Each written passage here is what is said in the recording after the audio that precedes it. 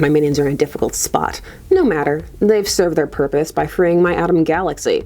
I'll not repay their loyalty with death. This time. Once more into the realm of forgotten villains and pondering, is there more that could be done with them? Time of recording. Queen Atomia, a villain who originated in the Golden Age to go up against Wonder Woman. Like many of Wonder Woman's Golden Age rogues gallery, she has been largely forgotten and very rarely used. Because she has shown up again in the Rebirth era, but not for anything of note. Who was Atomia and what was the questionable science that underpins her existence? I'm Sasha and we're about to find out. Greetings comic lovers and welcome back to Casually Comics, the channel where we chat all things comics, from comics new and old to history to anecdotes, truly wherever our whims take us. Atomia is interesting as she allows us to take a trip through different writing styles across eras. As her core appearances are in the Golden Age, then in an ode to the Golden Age in the Bronze Age. But she also has her origin retold in the Bronze Age. So you get that perspective, and then there's also a modern outing. Seriously, what age are we? The digital age? The but why though age? Atomia first debuted in Wonder Woman 21 in 1947. She was created by Joye Hummel. She was ghostwriting for Marston at the time, so the credit is given as Charles Moulton, which was Marston's pseudonym. The co-creator is H.G. Peter, who gave Wonder Woman comics their distinct look. It's not a style everyone can get behind, particularly time of recording, but it stands out, and there's a trick to it, as we'll see, as there's going to be attempts to recreate it later on with Queen Atomia. Queen Atomia takes up the entire issue of number 21, so every story all about her journey, her villain journey. Wonder Woman and the adventure of the Atom universe. Why yes, that is Wonder Woman seemingly trying to lasso a small son. Beware the kingdom of Queen Atomia. Though it is only the size of an atom, it is powerful enough to disintegrate the earth. Etta Candy eating candy as the world burns. What a mood. The story opens with Wonder Woman at a test site where an atom bomb was detonated. She's in a suit to protect her from uranium, and it's a fashionable suit too. You can stay safe and look good. In the crater, Wonder Woman discovers what looks to be a small sun. It's feeding off of the neutrons of the atom bomb. Her words, not mine. We're gonna have to trust Wonder Woman with the science. Her and Paula. The sun takes off, and so she gives chase in her invisible plane. She has to save another pilot along the way, and she just can't stop it, so she has to call Paula and let her know that this sun is coming her way, and the Amazons have all kinds of science tech, so they can catch it with a giant grabber hand. They call it the Sky Trap. Why do they just have that? What's going on? Paradise Island is scaring me. Paul and Diana are excited because now the Amazons can continue their study of atomic energy, so they can one day rule us all. Amazons attack, never forget. But before Wonder Woman can get her science on, she needs to pick up her sidekicks and also quasi-comic relief. She's gotta go get Etta Candy and the Holiday Girls. Etta's history is fascinating. Here in the Golden Age, she was fun and confident. Her love of candy and robust appearance was actually treated as her having recovered from being highly malnourished. She was also the head of a sorority at Holiday College. And her and the girls aren't played purely for comic relief. They also do help out. When Robert Kanigher took over as the book's editor and at times writer, he largely destroyed all of Wonder Woman's supporting cast and villains. And the ones he did keep, he would recontextualize, often in stereotypical ways. So Etta went from a confident young woman who is head of a sorority to someone who has just rarely appeared ever. And then she would change even more later on, but that's a story for another time. Here Wonder Woman picks them up so they can come and see the atomic sun thing she found. Gazing upon it under a microscope, they discover that the protons they see are women and the neutrons appear to be robot slaves. They zoom in real close and see they have a full-on harem situation going on. A land ruled by Atomia, who is attempting to amass more power, this so her kingdom can grow larger. A body of water is nearby, and once I reach the water, the miserable mortals will learn that only total annihilation results from defying Queen Atomia. They'll suffer for capturing the universe I was building. The Queen does cause her little universe to escape, and she manages to shrink down Wonder Woman, Paula, and Etta and the Holiday Girls. Bind them well, slaves. Revenge is so sweet. And from Wonder Woman's perspective, probably confusing, because she still doesn't know what's going on. It's like, revenge for what? Where am I? On U-235, Kingdom of Queen Atomia, and completely at my mercy. Queen Atomia insists on this dress code for her all-female court. I see you, Atomia. Now, have you a last request? For soon I shall turn you into neutrons. Then you'll no longer be pretty protons, but merely brainless slaves. Atomia rules this land and keeps control of the citizens because she has the strongest mind. So she can essentially bend the people to her will using telepathy, or some form of it. Her plan is to turn Wonder Woman into a neutron under her control. But this is the Golden Age, so Wonder Woman uses telepathy on the regular. Don't get too hung up on the neutron-proton science. That way lies death and madness. Wonder Woman's superior telepathy is able to take control and get the neutrons to free her and smash the neutron-making machine. Wonder Woman says the only way to destroy an atom is to split it, so she's gonna do just that. She's also found a way to return them to full size. Steve is just hanging out in Paula's lab. He too was about to use some light telepathy. Maybe I'd better mental radio Queen Hippolyta. But then everyone materializes on the table behind him. But Atomia is far from done. Next story. Angel, did I hear you correctly? You've just come off an atom. While there are some later Bronze Age comics that are gonna make Diana humorously attached to Steve calling her Angel, it was something that he did call her all the time. It was endearing at points. The Amazon doesn't realize that only neutron slaves using spectron spears can destroy an atom. She merely caused a minor atom quake, nothing more. Listen, Atomia, you can't change the rules once the game has started. It's not fair. Atomia is able to regain control of her universe and takes to the skies. She plans to seek out more uranium to make her universe bigger, more powerful, and she's also irradiating everything in her path. She wants to blow up the Earth into a million pieces, then reduce those pieces down to her size so she can rule them all. It's good to have big dreams. She manages to expand her universe to a giant radioactive ball that's just destroying everything in its path. It's Steve and Diana and her invisible plane to the rescue. Wonder Woman goes after the giant ball, saying that she'll destroy it with her bare hands. Okay, but how though, Diana? How? She's just gonna punch it really hard. She's gonna punch the radiation right out of it. Suddenly, as she's doing this, she starts being shrunk back down into it, and Steve follows her. So Wonder Woman has returned to our world. And with a handsome mortal electron. She sends her neutrons to destroy them both, and that means it's time to punch some robots. And Diana is able to easily lasso Queen Atomia and whisk her away from the atom world. And without her controlling it, it just careens into the stratosphere. Okay, but that's still a problem. Out of sight does not mean out of mind when it comes to radiation. The Amazon and her friends will rue the day they captured me. I'll find some way of destroying them. I know you hate me now, but when you find out how much happier you'll be on Reform Island, you'll thank me for training you in the ways of humanity. There was nothing about that statement that wasn't terrifying. Next part, this one featuring kangas. The terrifying way that H.G. Peter depicts these kangaroo creatures will haunt me always. So Steve has one job, it's to take charge of the neutrons. Wonder Woman's gonna take Atomia to Reform Island and also do some BDSM accurate rope tying on her because this is a Golden Age Wonder Woman comic. But Atomia is still able to contact and control her neutrons telepathically. So she sets them upon Steve and orders them to free her. He gets a pretty bad head injury but still manages to give Wonder Woman the heads up. I'm calling Wonder Woman. Neutrons escape.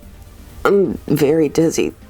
Bye, Angel. That is a panic-inducing message. Atomia has been rescued by her neutrons, but Diana can't just let Steve crash. He's too injured to fly the plane, so she makes the decision to save him and go after Atomia later. Atomia is riding that neutron side saddle. Where'd she get those fancy binoculars? Atomia decides she's gonna kidnap Etta Candy and the Holiday Girls and take them back to Atom World. Hurry bonding these girls, clumsy ones. You're wasting precious time. Now that one is a chair, villainy is just like breathing for Atomia. She just does it. Wonder Woman was alerted as to what was going on by the headmistress, and she's done. Kid gloves off. She's also not a supporter of robot rights. There's no use trying to teach these metal things without hearts to love and respect the rights of humanity. So she just destroys them, bashing them together, and then tackles Atomia. We were promised Reform Island. But first, this panel that looks like it's headed places. Look at how Diana is looking at her. I'll see to it that you learn love is a greater and more satisfying force than hate if it's the last thing I do. Just be careful it isn't the last thing you do, Wonder Woman. The fic is writing itself. There's a hospital for crippled children. The comic's words, not mine. It's 1947. It's there and they encourage the reformees to help out at it. So how does one get taught the joy and satisfaction of reformation? Straight up mind control. This girl of Venus metal will make our jobs a little easier. While she wears it, she will have a new understanding. This girdle makes me feel so different. It makes me hate all the evil things I've done. Diana is gonna love A Clockwork Orange, but only the first half. But unbeknownst to anyone, Atomia fell to her knees in repentance so fast that the girdle wasn't locked properly. I'm having such a struggle not saying griddle. I don't know why. It's like this griddle, that's about food. That's a different comic. So the girdle gets knocked off during Kanga Polo, and Atomia just instantly takes control of the prisoners and plots to rule Reform Island. So Diana has to turn around because she just took off and come back and make sure the girdle is on properly this time. Our Reform Island therapy will not be enough for you. There are lots of words for what's happening on this island. Therapy is not one of them. They actually end up welding the girl to her permanently. And then they say she must devote her life to the love and worship of humanity. And she's then set free and allowed to return to her universe. I mean, it's fine. It's not like she has any will to think for herself anymore. Our queen has returned! Now we can attack the Earth! No. We have the power to help Earth people. We must love, not hate. Radio all the atom planets in my universe. Atomia was then overthrown and beheaded, and the citizens of the Atom World sent her head back to Wonder Woman on a pike. Angel, where's Queen Atomia? Back in her Atom World. Blazes, have you gone berserk? She'll wipe us out with her atomic universe. We've got to find a way to fight her. The army must mobilize. You men are always ready to fight.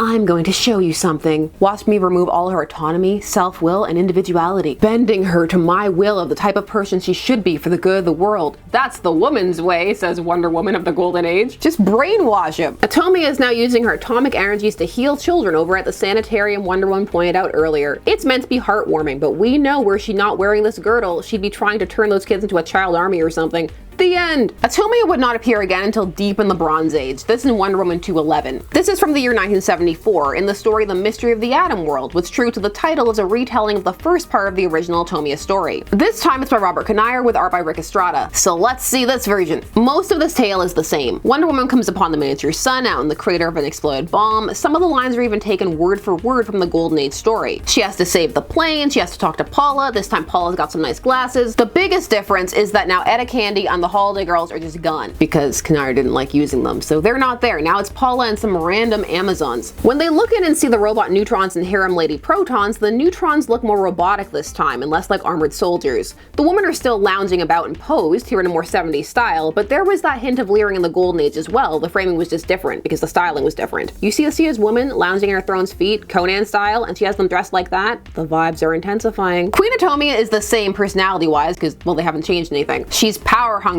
angry, with a callous disregard for any and all life. They still show the capto magnet they were using to drag Diana around the Atom world, but they don't call it that. What a loss. Hold on, I was distracted. Atomia traded in her great belt for an equally great crop top. Oh, and her shoes changed too. And it's green and yellow on green now. It's not matched with purple anymore. Oh wow, the slits on this dress. I might need a minute. The plot really is the same. Wonder Woman is able to seize control of the neutrons because of her superior telepathic abilities, her stronger mind, but this time we see Atomia fighting back and trying to maintain control. We also get a scene where we see that she flees, which would have been a good setup for why she was separate when Wonder Woman splits the atom to escape. They're nice details, but they never get to be used because Wonder Woman escapes, and they don't bother to draw in all the Amazons who we're seen being taken, and the beaker breaks, and the story just ends with a tiny Atomia saying she will return. This story is part of a 100-page special issue, and it just feels like it's filling space because nothing's done with it, and most of it's just copying the homework of Wonder Woman 21. Atomia would return in a throwback miniseries in 1986 entitled The Legend of Wonder Woman by Kurt Busiek, Lee Martz, and George Perez, with art by Trina Robbins, Irv Novick, Rick Magyar, and Ramona Fradden. There are a lot of people who worked on this, and it was later collected as a trade, Wonder Woman Forgotten Legends. Note the year, 1986, so directly following the big company-wide reboot of Crisis on Infinite Earths 1985. This series, Legend of Wonder Woman, was a nod to classic pre-Crisis on Infinite Earths Wonder Woman, who going forward would be no more. There was a huge weight to Crisis on Infinite Earths, a real sense that things would never be the same. And they really weren't, and for the most part, those original versions of characters, like a Wonder Woman with her roots in that golden age, were gone. She was off to be rebooted under George Perez, which is a much lauded time by many. However, there were many who were fans of her early days, and this tale is meant to be an ode to them. It's in a similar vein to whatever happened to the Man of Tomorrow. This is kind of the last Wonder Woman story for the Wonder Woman of that era. Only it's not the same, as it's not an Elseworlds tale imagining an ending for Silver Age Superman. This is a story about Wonder Woman's mom reminiscing about her. This in the last days of Paradise Island, because later when it returns, it's Themyscira. So Paul's is looking back onto a past Wonder Woman adventure through a magic sphere. This whole series actually deserves its own look. It's a fascinating experience. Parts of it really work, and parts of it really don't, and some of the parts that don't are some of the creators' favorite segments. This is the series that was mentioned at the beginning, where the art style in the flashback is really meant to emulate that H.G. Peter look. It tries, and at moments gets quite close, but it never fully makes it. Queen Atomia comes out the gate kidnapping humans and seeking more energy to expand her kingdom. They really dance around the brainwashing girdle. It's just kind of, oh, she's not reformed anymore. I didn't do something really heinous.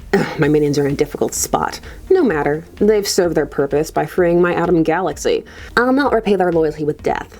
This time. They kept her design more in line with the Bronze Age, leg slits for days. Your will is completely subservient to mine, is it not? Completely, mighty Atomia. How nice. Go immolate yourselves, both of you bore me. At once, mighty Atomia. Atomia is given a bit more motivation in this mini. She covets the Earth largely because she's bored. The people in her realm do whatever she asks at her bidding all the time. They have no real will of their own, and so she sees humans and she feels that the belief that they have freedom, that's their right, it's like an affront to her. She just wants to torture them. She just wants to take them and deny them the things they want, just to make them suffer. Their hot anger, their struggle, and the slow dawning realization that there is no hope. It sustains me as much as the nuclear radiation that my body needs to live. And Wonder Woman, she's the finest of them all. She resists so beautifully. Such fire, such purpose. But everything that lives has a breaking point. And hers will come. It will come. Stop it. I wasn't done with the Golden Age fic yet. Atomia is a villain who loves what she's doing. She's selfish and untrustworthy. In this, she's out to make her kingdom as big as possible. She's using the humans she's kidnapped as slaves to mine uranium for her, which is slowly killing them.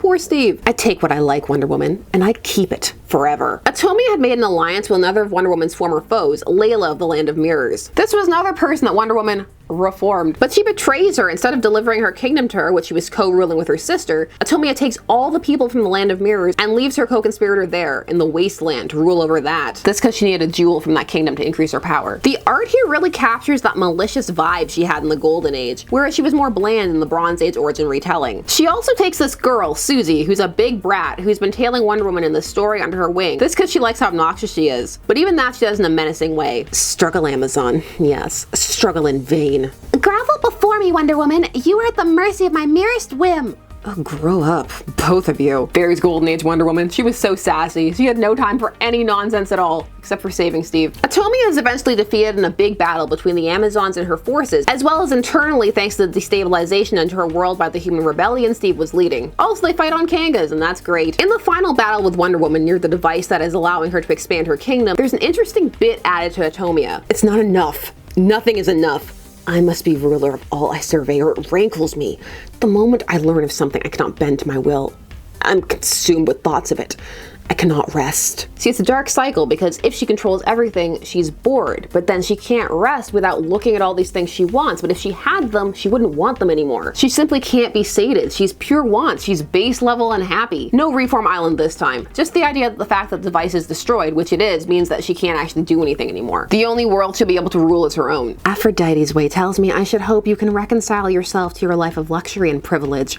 But personally, I hope you're miserable. So ends Atomia for this era, but she will return in the Rebirth era. It's her, but she has a completely different motivation. This comes to us from Dimension Chi in the comic Wonder Woman 73 from 2019, written by Steve Orlando with art by Aaron Lopresti. This story features Diana telling a tale from her youth, describing how her mother created a mirror dimension where there was a dark version of herself that made the decisions she would not, darkly mirroring her actions, and she was blonde. Nice callback to the shifts that have happened in Hippolyta's design. Diana was curious and so got her and her mother captured on the wrong side of the mirror, as it were, through a mirror darkly. There Diana was taken prisoner, because in this world Hippolyta never had a child. She cast the clay back into the ocean, and then set about conquering worlds. Her and normal verse Hippolyta go through the Imperial contest, which includes a Kanga chariot race. That's right, keep the legend of the Kanga alive. Never let people forget. In the midst of all this, Atom World attacks led by Atomia. She has some generic armor-clad soldiers, so no nods to the proton-neutron thing. Her outfit is kind of an armored version of her past costumes. Here it's a retaliation attack because Mirror Hippolyta had been trying to break the quantum membrane and then discovered the Atom World, and so then she made a move on it. There could have been peace if not for Themyscira's greed.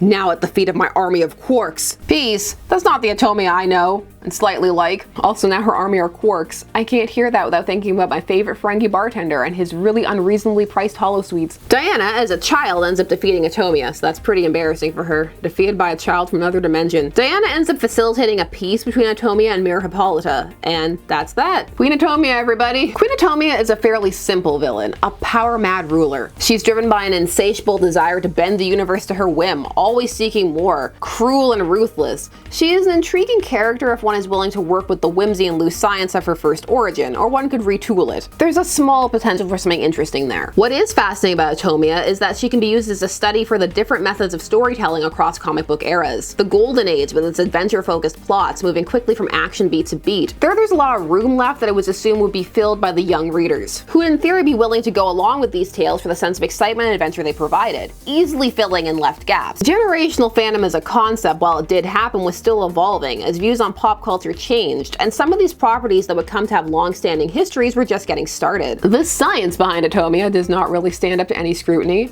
Don't try. It's much more meant as an exciting idea, and the vagaries lend itself to that. And some of them work. An atom out of control, feeding on radiation and spreading it to the world. The classic anthropomorphization of something, always a crowd pleaser. The 86 series would actually bring this up. Paula would be upset about how the atom universe worked, wondering about it, saying it could not be sentient protons and neutrons. Makes no sense for Paula. The Atomia stories are very much meant to be enjoyed on the terms of their time, and if one can get there, it's quite the out there adventure. Particularly in the Golden Age, it's also full of questionable morality. Girdle of goodness. But if one can't, it can be a slog. For some, these plots are just too silly. The art style can also be hard for readers' time recording to get into, but of course mileage varies. Atomia is not that deep of a character, but there can be something fun about that. Just the straight up villainy, you need that sometimes. And the 86 series shows that you could mine a bit more if you wanted to. Introducing the flaw that she can't be happy, the obsession with seeing others suffer and bend to her will. She's really dark. A villain who finds joy in the suffering of others, as much joy as she can feel, that is. is. In that way, she's a good foe thematically for Wonder Woman. But based on the whole coming from a tiny world, she could mesh well with some of the more established shrinking characters. You could get really basic and go with the Atom, or if you want to get a bit more obscure, perhaps a doll man of some kind. Although that's just my wishful thinking, I don't think he would get small enough. From Golden Age to Bronze Age, the changes in storytelling aid her when they are applied to the story. So when the retelling of her origin is almost beat for beat, you're missing that. She comes off as a bit more bland, but there are a few moments showcasing how details in between scenes are now more obviously mapped out. And those add a bit because they line up more with bronze storytelling practices. But there's an energy missing from the retelling, just the kind of throwing yourself into the madness. It's not quite there. The 86 series, while it is attempting to capture a Golden Age tone, only does so in parts. It does in the action. That story moves, but it also adds far more character introspection that was in vogue at the time. The last big outing, because you can also see her in Wonder Woman Earth 1, which makes sense because some of that was inspired by Golden and Silver Age stories and events. The last Quark outing, she's not really recognizable in terms of character, and that's not talking about looks, and she's also not really a villain. Although if one knew her, it could be a fun reference, like, hey, Queen Atomia.